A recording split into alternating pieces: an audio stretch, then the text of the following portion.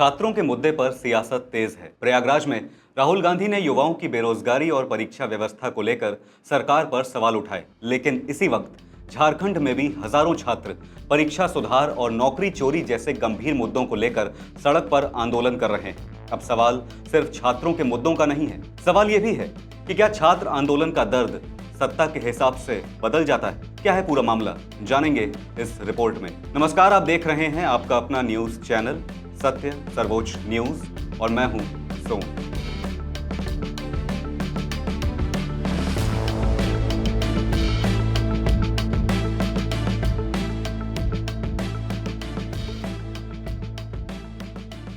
प्रयागराज में कांग्रेस नेता और लोकसभा में नेता प्रतिपक्ष राहुल गांधी ने शनिवार को छात्रों की गूंज कार्यक्रम में छात्रों से संवाद किया। करीब 47 मिनट तक राहुल गांधी ने इस कार्यक्रम में रोजगार, प्रतियोगी परीक्षाओं, पेपर लीक, निजीकरण और युवाओं के भविष्य जैसे मुद्दे उठाए। राहुल गांधी के कार्यक्रम को लेकर प्रयागराज में जगह जगह होर्डिंग लगाए गए थे। प्रयागराज पहुंचने पर कांग्रेस नेता सुप्रिया श्रीनेत समेत पार्टी के कई वरिष्ठ नेताओं ने उनका स्वागत किया। कुछ मीडिया रिपोर्ट्स में कार्यक्रम में लाखों छात्रों के पहुंचने का दावा किया गया। हालांकि उपलब्ध जानकारी के आधार पर करीब 30,000 संख्या मानी जा रही है। छात्रों की गूंज कार्यक्रम में राहुल गांधी ने केंद्र और उत्तर प्रदेश सरकार पर निशाना साधते हुए कहा कि युवा एक ऐसे सिस्टम में फंस गए हैं जहां डिग्री तो मिल रही है लेकिन रोजगार की गारंटी नहीं। उन्होंने दावा किया कि परिवार लाखों करोड़ों रुपए खर्च करके युवाओं को बीए और एमए जैसी डिग्रियां दिलाते हैं, लेकिन इस डिग्री और सर्टिफिकेट से स्थायी रोजगार हासिल करना बेहद मुश्किल है। राहुल गांधी के मुताबिक 1000 युवाओं में केवल 12 को स्थायी नौकरी मिल रही है। इस कार्यक्रम में उन्होंने 7 से ज्यादा छात्र छात्राओं से सीधे बातचीत की। उत्तर प्रदेश के 23 जिलों से छात्रों को कार्यक्रम में बुलाए जाने की बात सामने आई। राहुल गांधी ने अपनी बात रखने के लिए मंच पर 3 तस्वीरों और 5 बंद दरवाजों का जिक्र किया। पहली तस्वीर पर राहुल गांधी ने कहा कि युवाओं को सिस्टम ने एक ऐसे चक्रव्यूह में फंसा दिया है जहां युवाओं से कहा जा रहा है रील बनाओ, रील देखो, ब्लिंकिट या उबर में काम करो, मजदूरी करो, यानी 21वीं सदी का नशा अपनाओ, लेकिन स्थायी नौकरी की उम्मीद मत रखो। दूसरी तस्वीर के जरिए कांग्रेस नेता ने कहा कि युवाओं के लिए 5 दरवाजे थे, वो सभी बंद कर दिए गए हैं। राहुल गांधी ने दावा किया कि पहला दरवाजा था मैन्युफैक्चरिंग। दुनिया में made in China, made in Vietnam और मेड इन बांग्लादेश दिखाई देता है, लेकिन मेड इन इंडिया पर्याप्त नहीं दिखता। उन्होंने इसके लिए नोटबंदी और जीएसटी की नीतियों को जिम्मेदार बताया। राहुल गांधी ने कहा कि दूसरा दरवाजा था स्टार्टअप और बैंक लोन। उन्होंने आरोप लगाया कि छोटे कारोबारियों और युवाओं को बैंक से पर्याप्त कर्ज नहीं मिलता, जबकि बड़े उद्योगपतियों को लाखों करोड़ों रुपए का कर्ज दिया जाता है। उनके मुताबिक तीसरा दरवाजा सरकारी नौकरी का रहा। राहुल गांधी ने दावा किया कि सरकारी नौकरी की तैयारी करने वाले करीब 150 उम्मीदवारों में सिर्फ 1 को नौकरी मिलती है। चौथा दरवाजा उन्होंने पब्लिक सेक्टर का बताया। राहुल गांधी ने दावा किया कि 2014 से पहले सार्वजनिक क्षेत्र में करीब 14 लाख नौकरियां थीं, जो 2026 में घटकर करीब 7 लाख रह गई हैं। और फिर 5वां दरवाजा एआई और कॉरपोरेट रोजगार को बताया गया। राहुल गांधी ने कहा कि आर्टिफिशियल इंटेलिजेंस के बढ़ते इस्तेमाल से कॉरपोरेट सेक्टर में भी रोजगार के अवसर प्रभावित हो रहे हैं। यानी राहुल गांधी का पूरा पैगाम युवाओं के सामने रोजगार के घटते अवसर और व्यवस्था के खिलाफ असंतोष को केंद्र में रखकर था।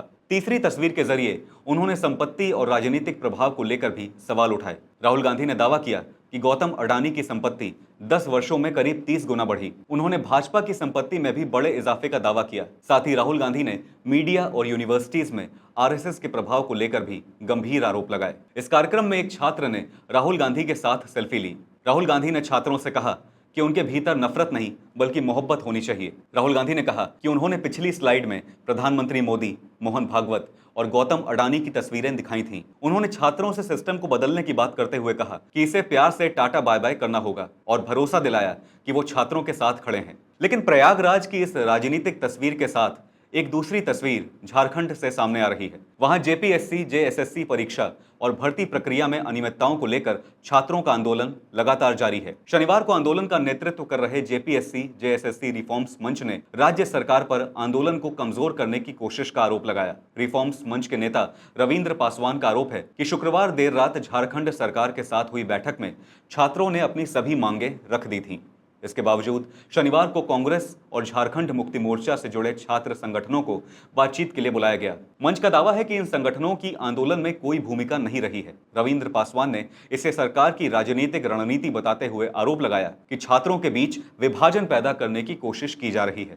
हालांकि झारखंड की हेमंत सोरेन सरकार की ओर से तस्वीर अलग बताई गई है। मुख्यमंत्री हेमंत सोरेन के साथ करीब 4 घंटे चली बैठक के बाद वार्ता समिति ने कहा कि प्रदर्शनकारी छात्रों के साथ छठे दौर की बातचीत की जाएगी। यानी झारखंड में बातचीत का रास्ता अभी खुला हुआ है, लेकिन आंदोलनकारी छात्रों ने सरकार को चेतावनी भी दी है। उनका कहना है कि अगर रविवार तक उनकी मांगे नहीं मानी गईं, तो राज्य भर से 50,000 से ज्यादा छात्र रांची पहुंचेंगे और 10 अगस्त को विधानसभा मार्च करेंगे। अब यहीं से राजनीतिक सवाल भी खड़ा होता है। प्रयागराज में छात्र मुद्दों को लेकर राहुल गांधी का बड़ा कार्यक्रम होता है। वहीं झारखंड में जहां जेपीएससी, जेएसएससी को लेकर छात्रों का आंदोलन चल रहा है, जहां सरकार पर नौकरी चोरी तक का आरोप लगाया जा रहा है, वहां भी छात्र सरकार के सामने अपनी मांगे रख रहे हैं, पर उनकी मांगों पर कांग्रेस नेता का ध्यान दिखाई नहीं दे रहा। राजनीतिक विश्लेषकों का एक वर्ग राहुल गांधी के प्रयागराज कार्यक्रम को आगामी चुनावी रणनीति से जोड़कर देख रहा है। आलोचक इसी आधार पर कांग्रेस से सवाल कर रहे हैं कि अगर छात्रों के मुद्दे राजनीति से ऊपर हैं, तो अलग अलग राज्यों में